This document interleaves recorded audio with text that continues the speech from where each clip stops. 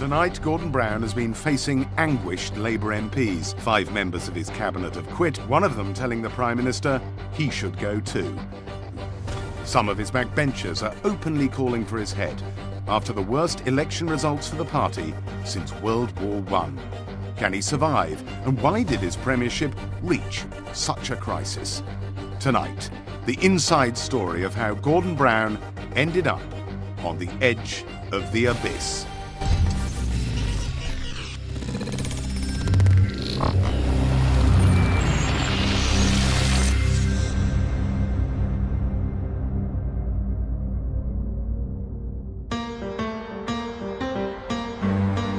When New Labour first came to power on that sunny May Day in 1997, they offered 2 central promises to the voters.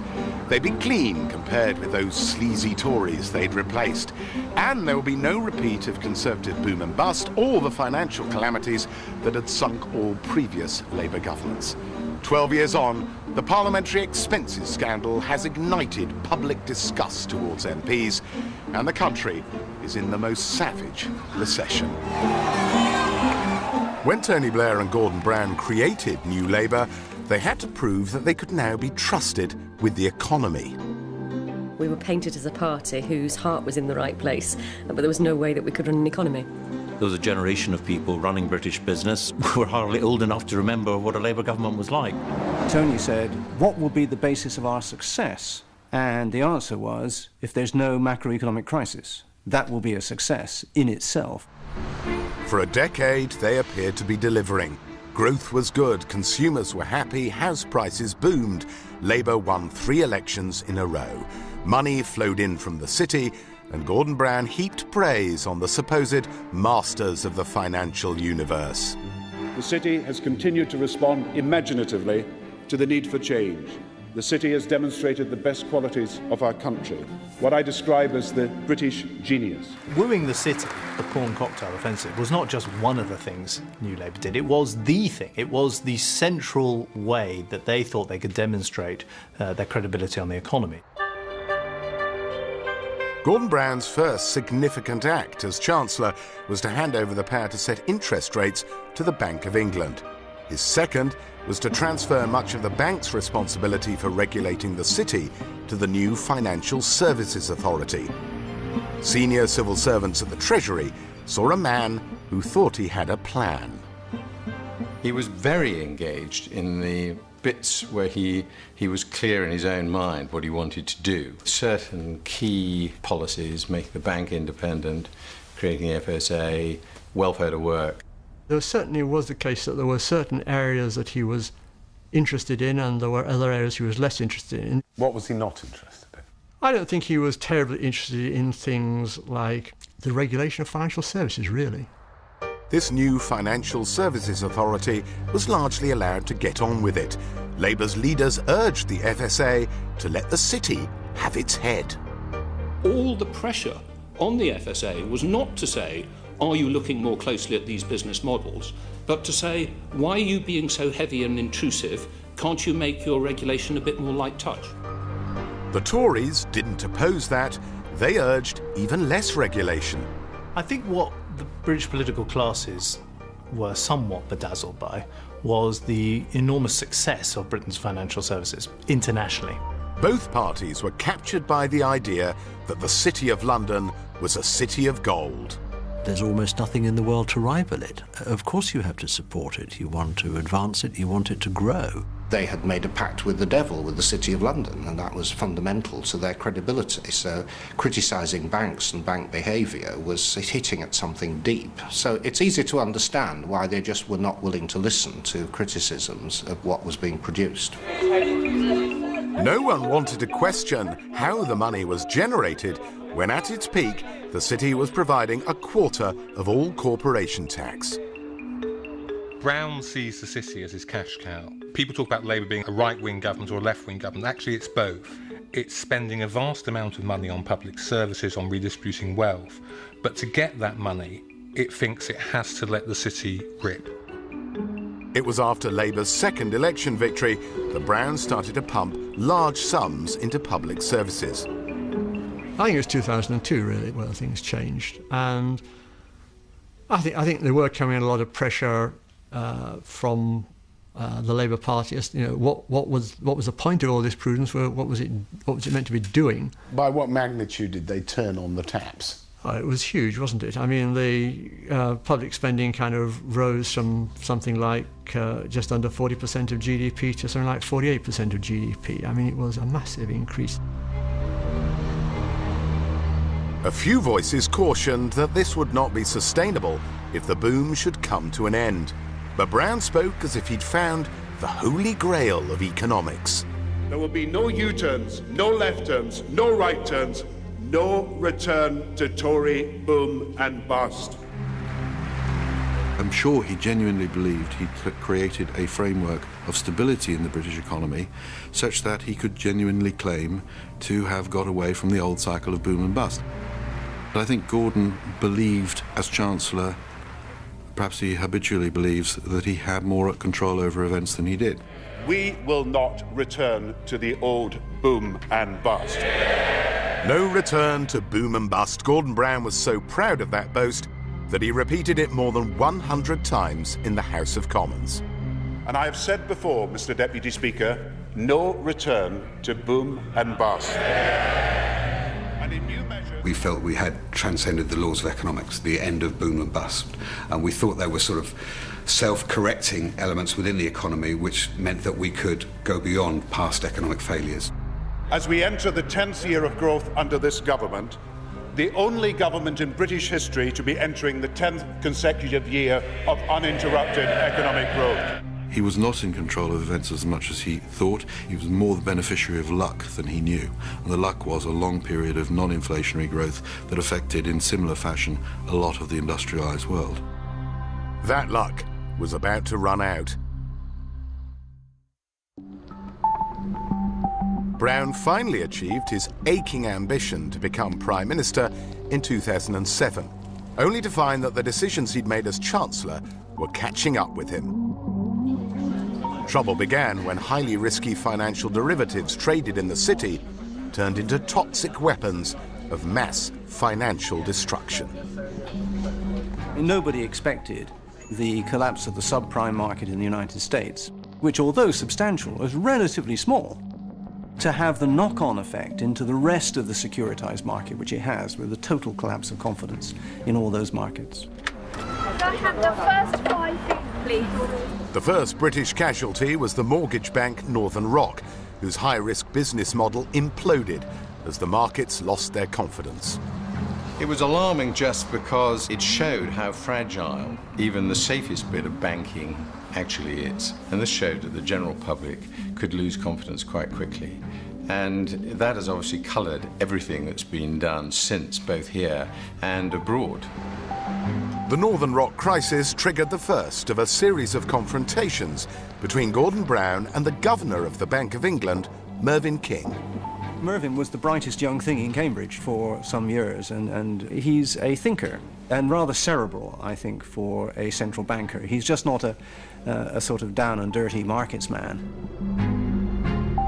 There was tension between the Bank of England and the Treasury over bank supervision. I'm of the opinion that the bank still bore grudges about the FSA being given some of their responsibilities. When Northern Rock crumbled, the government wanted to bail it out.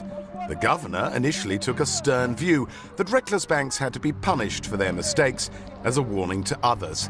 He was a believer in the theory of moral hazard, which blinded him to a far bigger danger. I don't think that he had grasped the full extent of the crisis that was unfolding at that time, and I think that he put a good deal more emphasis on what he saw as the concerns of moral hazard, of if you rescued people, it would encourage other people to behave badly, than he did on the need to deal with a threat to financial stability. How easy would it be to change his mind? I would imagine it was not very easy to change his mind. Gordon Brown and Alistair Darling rescued Northern Rock, but it was only after 6 tortuous months that the company was taken into public ownership. In saving Northern Rock, we did the right thing, but we did it in a clumsy way, more John Sargent than Fred Astaire. Gordon Brown's most crucial cabinet relationship was with his successor as Chancellor, Alistair Darling, an old ally. But by the summer of 2008, the Chancellor was feeling under pressure because he was being bad-mouthed by some of the Prime Minister's acolytes. Hoping to establish himself as an independent personality, he agreed to cooperate with a magazine profile. On a peaceful summer afternoon in the Hebrides, he and his wife welcomed journalist Decca Aikenhead. The first day we were taking photographs on and off around in the croft and in the grounds and on the boat, and he really genuinely didn't like having his photograph taken. He kept saying, "It's like being at a bloody wedding." The Chancellor began to loosen up, tongue included. What was so striking about how unguarded he was that when we broached the subject of how unpopular the party was, he just said very simply, well, voters are completely pissed off with us. They are pissed off with us. He said it several times. Then the Chancellor came out with an assessment of Britain's situation, so unusually honest for a finance minister that it sent shockwaves through the political and financial worlds. When he told me we are arguably facing the most difficult economic times we have faced in 60 years, I was completely taken aback.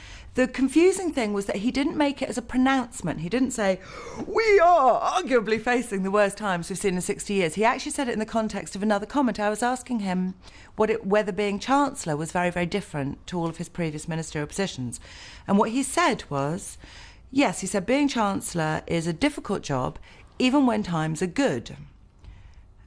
But I'm Chancellor now, and arguably, in these times, we're facing the most difficult time. So it wasn't a kind of pronouncement.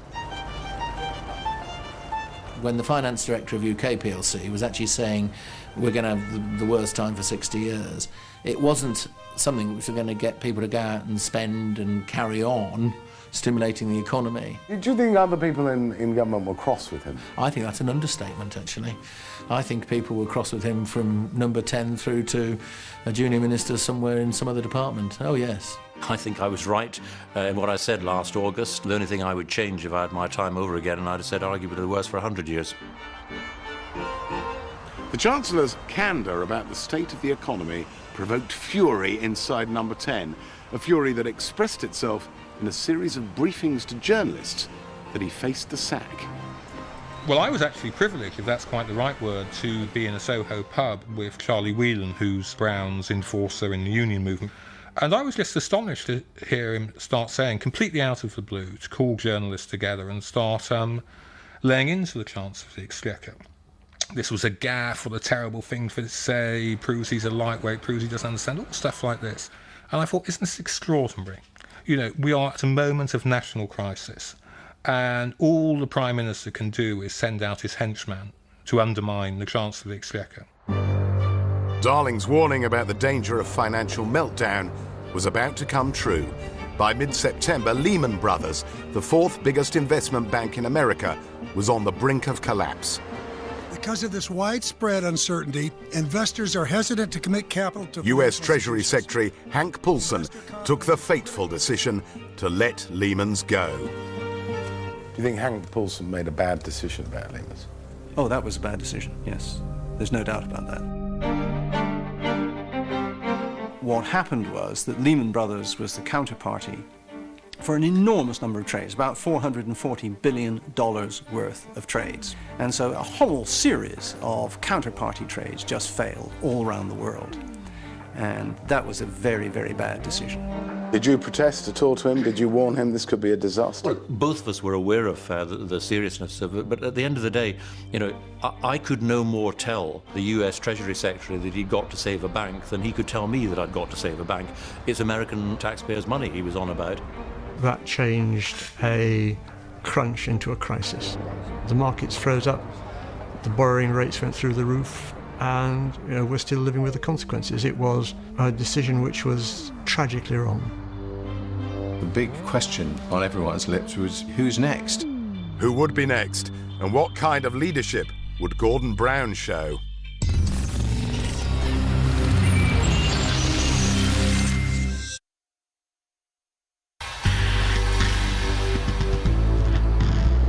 The pressure on Gordon Brown to perform was intense. After just over a year in Number 10, his approval ratings were at rock bottom, following a series of debacles and election defeats. Some Labour backbenchers were calling for him to quit. Some senior ministers were contemplating a coup. When he addressed the party conference in September 2008, Gordon Brown seized on the crisis to present himself as the nation's saviour, the man with experience lacking in young arrivals in the Tory party and in his own cabinet. I'm all in favour of apprenticeships, but let me tell you, this is no time for a novice.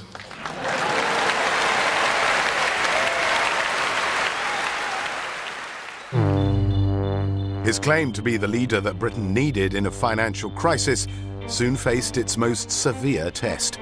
By early October, two of Britain's biggest retail banks, the Royal Bank of Scotland and HBOS, were in desperate trouble. On Monday evening, Alistair Darling summoned the bosses of Britain's major banks to a secret meeting at the Treasury. Obviously, when you've got 10 people in a room, no one's going to put their hand up and say, excuse me, could we have a private word, because, we're really in a terrible position. The bank executives didn't want to acknowledge how much trouble they were in. They feared that if they admitted they needed taxpayers' money, they would wreck confidence in their companies and themselves. Of course they were reluctant to accept that actually they weren't viable. And they were, in some ways, slower to come to the view that they needed recapitalisation on a big scale than we were. We had a fairly good idea what the position was of these banks. You could generally tell how much trouble someone was in by the extent to which they denied they had a problem. On Tuesday morning, Darling flew to Luxembourg for a meeting with European finance ministers. He learnt that a version of his negotiations had been leaked. The result was a crash in bank shares. His European counterparts noticed Darling's anxiety. He was very much on the phone, in, out, back, and clearly tense. I remember clearly Alistair standing up, leaving the room, coming back, being in and out very much. And to be honest, that worried me quite a bit, because the previous recollection that I had of Alistair having to leave the room and eventually not returning was at the time when the Northern Rock Bank collapsed. Back in London, the bankers were still reluctant to face up to the scale of the crisis. They didn't want to accept a £50 billion government bailout if it meant losing control of their banks. Well, it wasn't so much the large sums, but the terms on which they were being offered. For the boards and chief executives, this was their strategy in tatters. The Chancellor returned early from Luxembourg. Plunging into the negotiations at the Treasury, he was late for a party that he and his wife had arranged at number 11 for journalists. People were passing around the wine and what have you, and we kept saying, well, where's the Chancellor? Well, where is the host? And hours went by. Finally, Alistair turned up. He came up to me and a friend, and I said, have you been busy, Chancellor? And he said, well, Nick, all my political career, people have been telling me to stop being so left-wing, to give up on socialism, to move away from the left and embrace the centre, follow the focus groups. Now they want me to nationalise the bloody banks.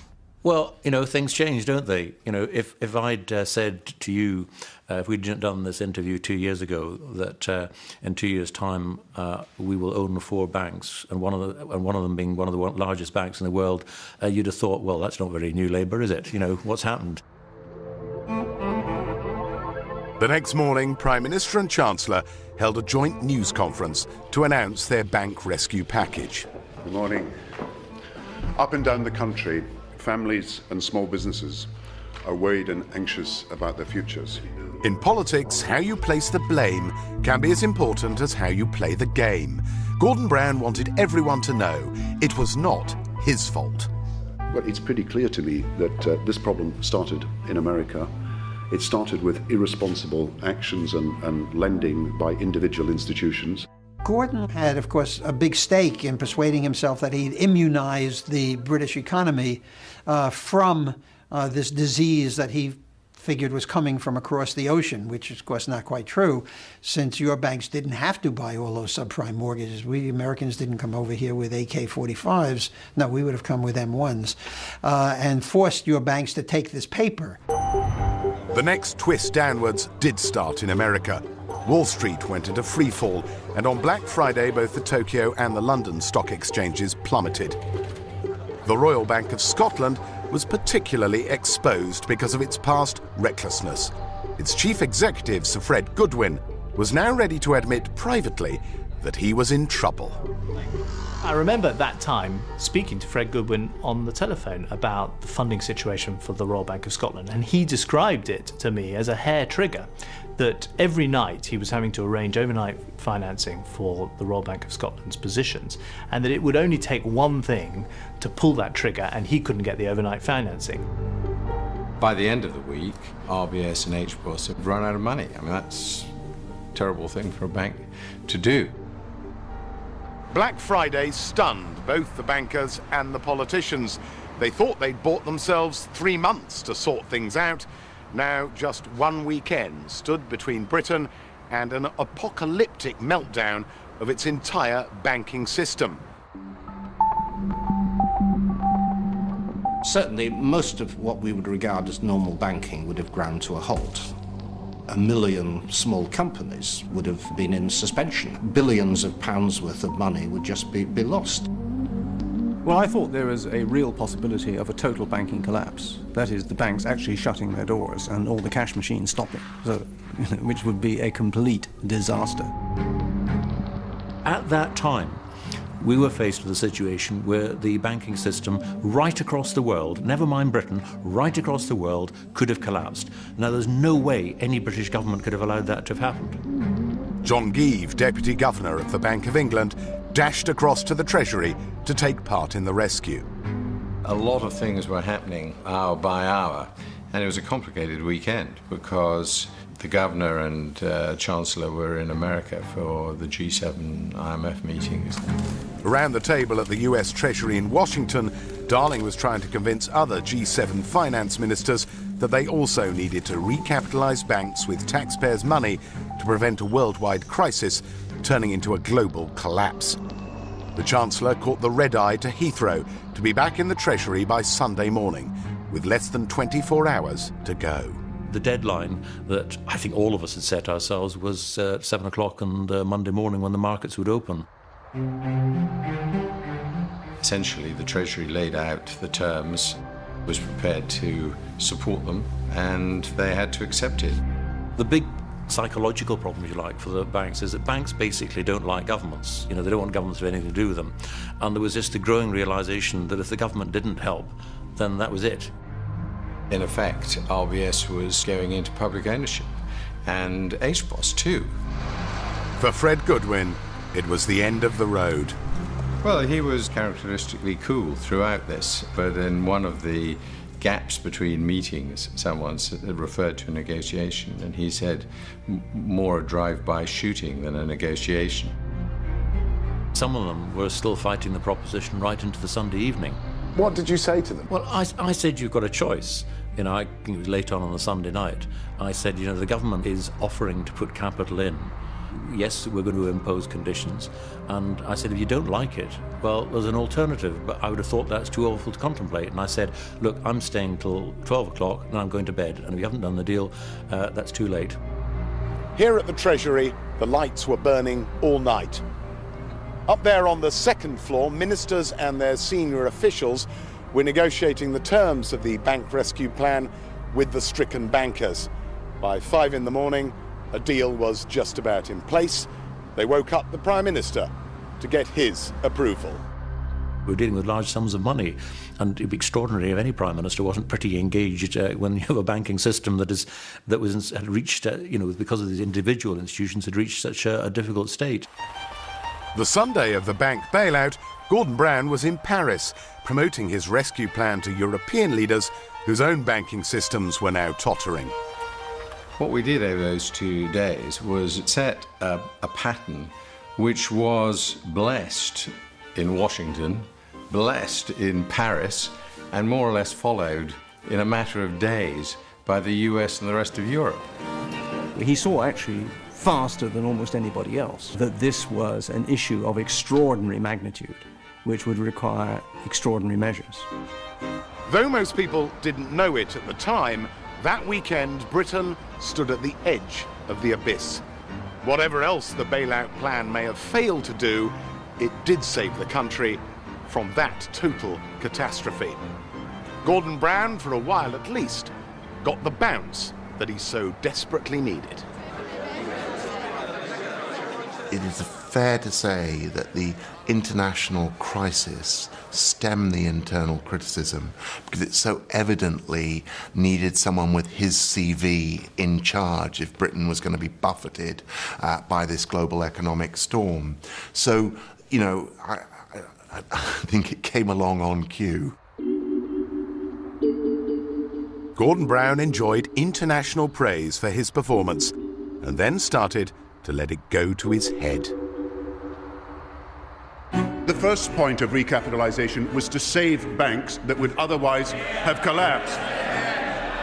And we not only saved the world, saved the banks and led the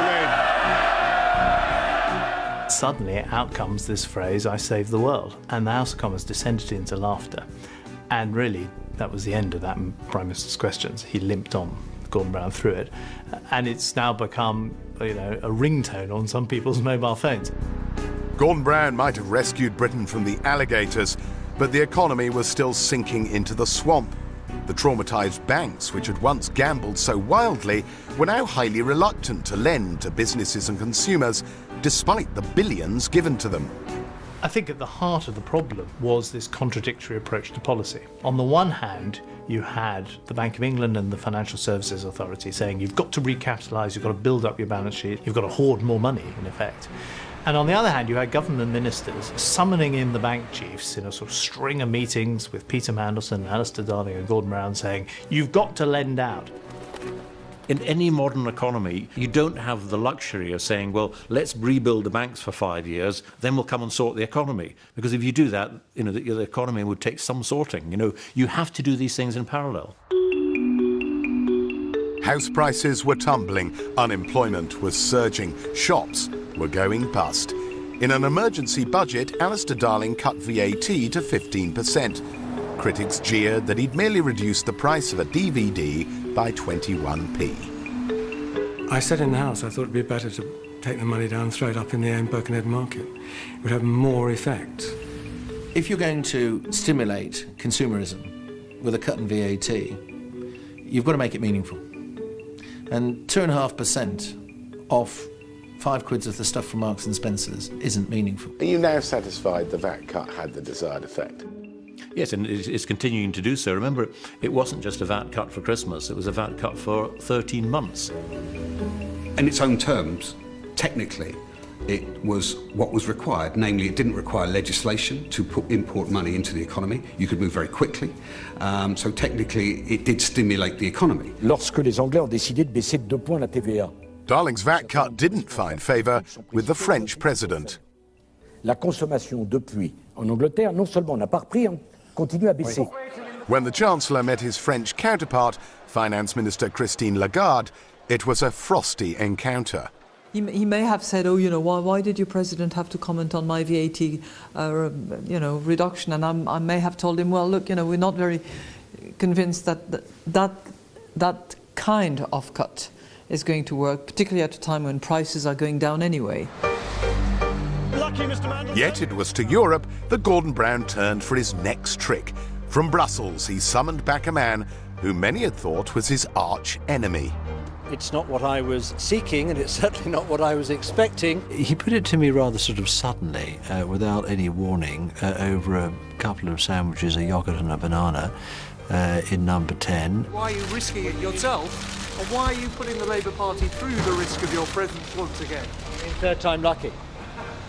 Thanks very much.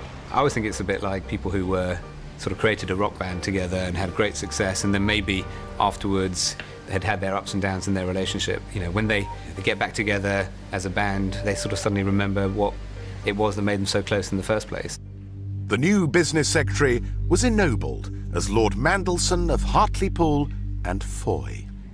It was said that you asked Tony Blair before you finally said yes. Was that right? Yes, I did. I said during the course of that fateful afternoon that I needed to call a friend after he'd finished laughing out loud. He said it's a no-brainer, you have to do it. Bringing him in as Secretary of State for Business was inspired. It dealt with the warring factions within the ruling party, and at the same time, the business community, which was very much under the cosh, suddenly thought they got a friend at court. Peter Mandelson's first challenge was to get the banks lending again. Back in the autumn, Gordon Brown had claimed that he'd cured the patient with his first bailout. I think people would take exception to a situation where we announced a partial proposal, then had to come back with another partial proposal and then another partial proposal. Just 3 months later, the government announced further huge injections of taxpayers' money.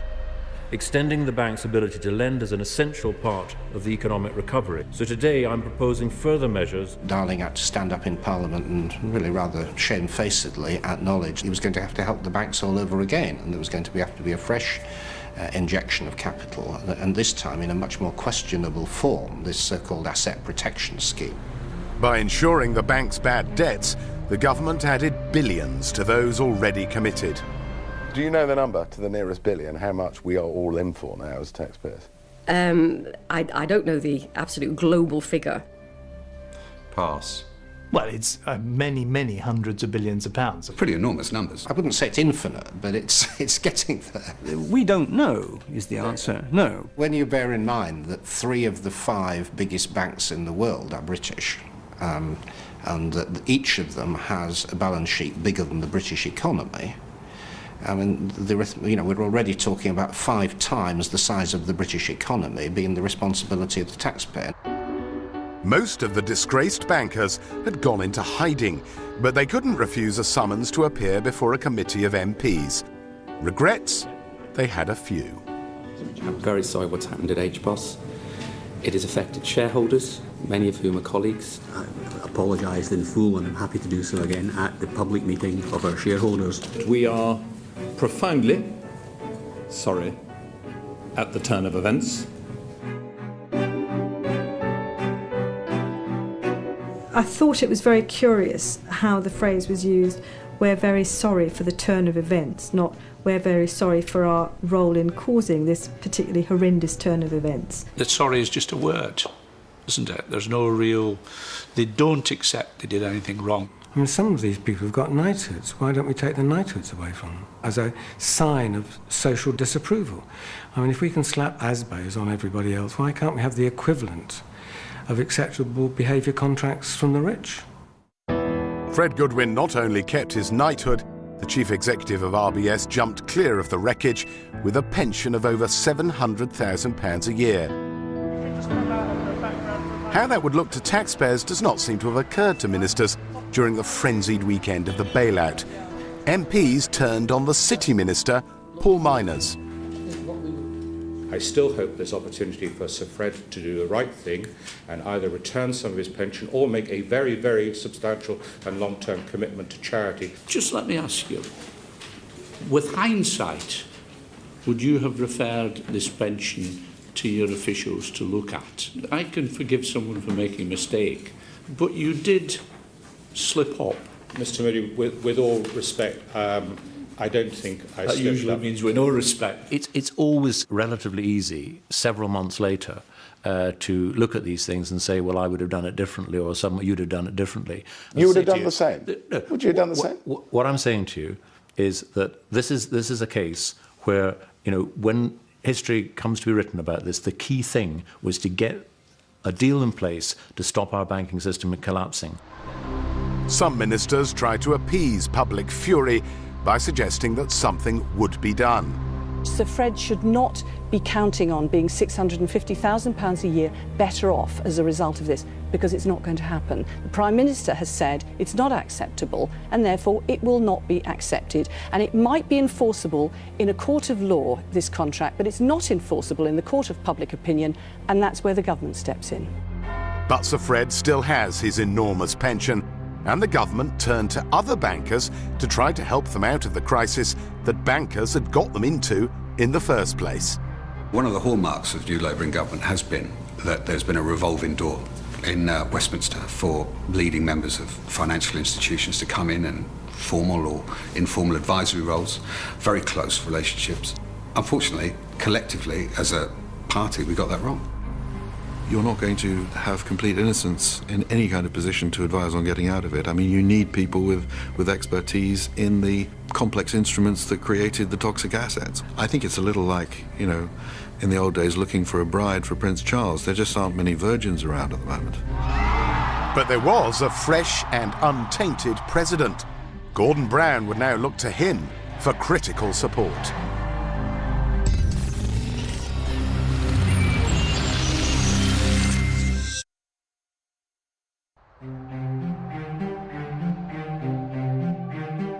Gordon Brown had lost his bounce. By early 2009, the saviour of the world had fallen back to earth.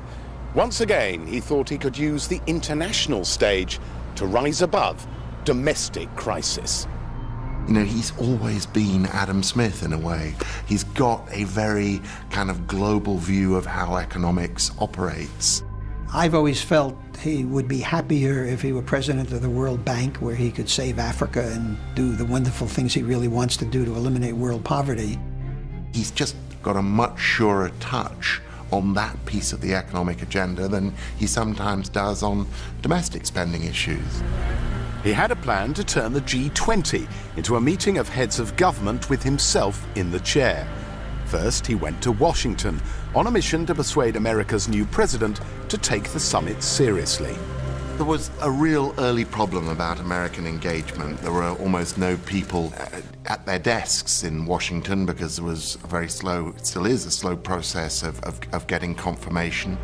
Without the backing of this charismatic new president, Brown's ambition to use the G20 as a forum to revive global growth would fail. Let us work together to restore prosperity. Granted the rare honour of addressing Congress, Gordon Brown did not repeat his usual refrain that the financial crisis was all the fault of America. Let us together build tomorrow today. Thank you. They rewarded him with 19 standing ovations. More importantly, he came away with Obama fully signed up to the G20. Then Gordon Brown's globe-trotting hit turbulence. Por comportamentos irracionais de gente branca. The Brazilian president told him the crisis had been caused by blue-eyed white people who knew nothing.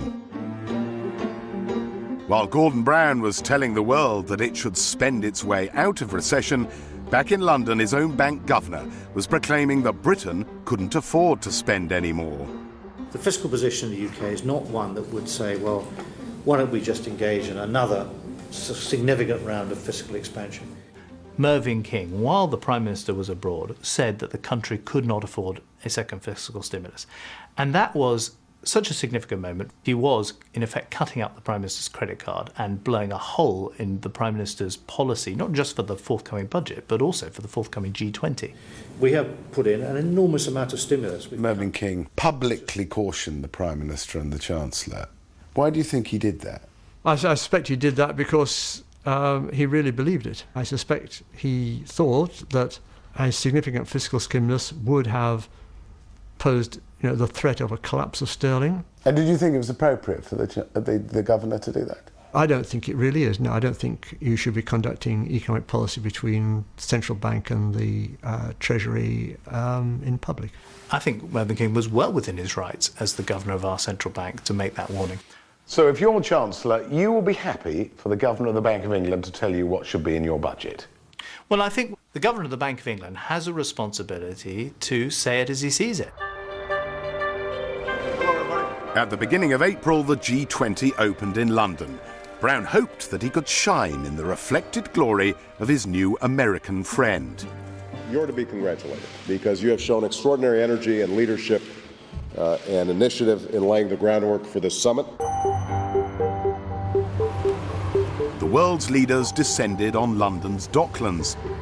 Each had a personal agenda and a need to please their own voters. After years of being lectured by people like Gordon Brown about the supremacy of Anglo-Saxon capitalism, the French wanted to make a point. Nicolas Sarkozy threatened to walk out of the summit if he didn't get a crackdown on tax havens. All the leaders showed up needing to have a win that they could take home.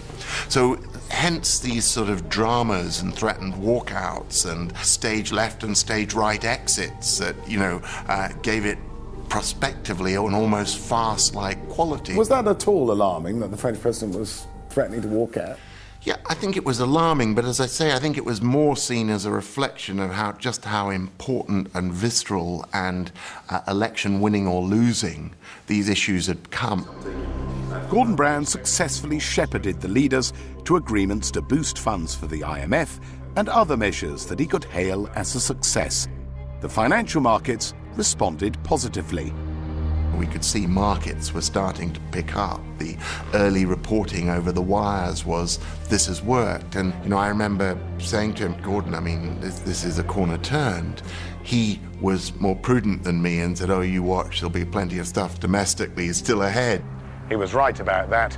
The world had come to London to give him the aura of a statesman. The world had barely left when all the praise for the G20 was obliterated by an eruption of sleaze. The dark side of Downing Street was revealed. Damien McBride, a man who'd worked closely with Gordon Brown for more than 6 years, was exposed as the author of emails which discussed a plan to smear political opponents with fabricated stories about their mental and sexual health. In my opinion, actually, Mr. McBride became a little underemployed and found some ways to fill his time of which the Prime Minister had no knowledge, and when he did learn of them, found them totally unacceptable, which is why he released Mr. McBride from his employment, PDQ. These are the aides to the Prime Minister using taxpayers' money to come up with obscene pornographic fantasies about opposition politicians, and, frankly, unforgivably in my view, spread libels about the mental health of the wife of an opposition politician. Now, this reflects on the type of people Brown has had around him, really since the early 90s. The next scandal was much larger, and the muck was spread across the whole world of politics. Quite obviously, a claim should never have been made for these films. Mr Mackay, are you going to resign? I've decided to send to the Inland Revenue a cheque which is the equivalent of what would have been paid in capital gains tax. In order that unity can be maintained, I have decided that I will relinquish the office of Speaker. Gordon Brown now had 2 crises on his hands, an economic one and a crisis of politics itself. The scandal around MPs' expenses has done enormous damage to trust in the political system, and after all, there wasn't much trust in the first place. It has made it more difficult for politicians to talk about the need for thrift, the need for a government to live within its means. It is totally fair for people, members of the public, to react with horror and disgust at the excesses of a system that had grown up over time. It's also totally unfair that people should thereby draw the conclusion that MPs are wasters, fraudsters or ne'er-do-wells who don't do a really good, hard day's work for their constituents. You've got to have a basic trust that the people that have been elected, you may not agree with them, but, basically you think they're okay. Now, if you lose that trust, and, this whole thing has gone a long way to doing that, then you've got to sort it and sort it quickly. As voters reacted with fury to the parliamentary expenses scams, Brown tried to seize the initiative. To restore our faith in Parliament and the good... Without consulting his cabinet, he cobbled together a reform plan, which he launched on YouTube. His unfortunate performance made him look like a contestant in a gurning competition. As voters headed for the polling stations for the local and Euro elections, Labour was braced for a mauling. The constitutional crisis over expenses has, at the moment, crowded out the space for policy. The expenses scandal does undermine politicians' moral authority, and without that authority, it does make leadership harder. James Pennell now despaired of Gordon Brown's leadership. He rang the Prime Minister at 10 o'clock on Thursday night as the polls closed to say that he was resigning from the government and calling for Brown to step down from number 10. As soon as I saw that it was one person, I thought for that night we needed more. And, you know, it's the image of James, you know, jumping off the landing craft on the beaches of Normandy and all that, you know, this heroic, brave figure where, you know, the rest of them were back in Whitehall pushing pens, did cross my mind. Very brave man, I believe, but he needed some colleagues and comrades to be with him. To save his premiership, Gordon Brown frantically phoned other members of the cabinet. He had to promise the Chancellor and the Foreign Secretary that they would not now be moved. The cabinet was dictating terms to a weakened Prime Minister. Did you tell him to his face that he's got to fundamentally change the way he runs his government? He knows, you know, he knows that I talk to him. I say what I think, and I mean what I say, and I hope that I say the same thing to everybody. I think that Gordon has to be supported much more directly by the members of his cabinet, and I think that the responsibility has to be a truly collective responsibility. Does that cut both ways? Has he got to be better at involving the cabinet in decisions? Well, yes, he's got to feel that he can. His senior colleagues chose not to go for the kill, and he warned backbench rebels that they'd only get him out of number 10 feet first. I will not waver. I will not walk away. I will get on with the job, and I will finish the work. I know where Gordon grew up in the northeast of Scotland, and it puts I grew up in Aberdeen. It puts a kind of iron in your soul, and I think that's the kind of iron that we're seeing now. There's no doubt he's been weakened. He's been weakened by the election results, what the polls are showing us, and also the very debate that we're having and have had over this last week.